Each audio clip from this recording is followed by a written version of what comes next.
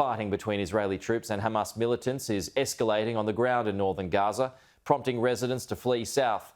It comes as Israel continues to trade fire with Hezbollah along the border with Lebanon. Israeli forces ramping up airstrikes on the Gaza Strip as ground troops push deeper into northern Gaza.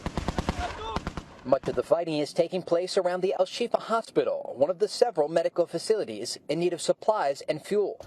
Israeli forces say they opened an evacuation corridor outside the hospital and offered fuel to help power generators. But the health ministry inside Gaza reportedly refused that delivery. The Hamas leadership through the Hamas health ministry is stopping and putting pressure on the hospital not to come and pick it up. Some Western leaders continue pushing for temporary breaks in fighting to allow for wider distribution of aid. But so far, Israeli leaders have only agreed to brief daily pauses. Over the weekend, Prime Minister Benjamin Netanyahu once again rejected international calls for a ceasefire until all of the hostages are released. It's a result of pressure, military pressure, the extraordinary work that the IDF is doing. That's the one thing that might create a deal. Meanwhile, fighting is escalating in Israel's north with the Lebanese militant group Hezbollah.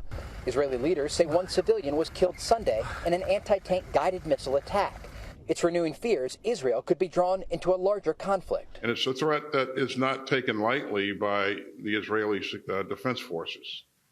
And so this is something that the Israelis, I predict, will remain focused on for the foreseeable future.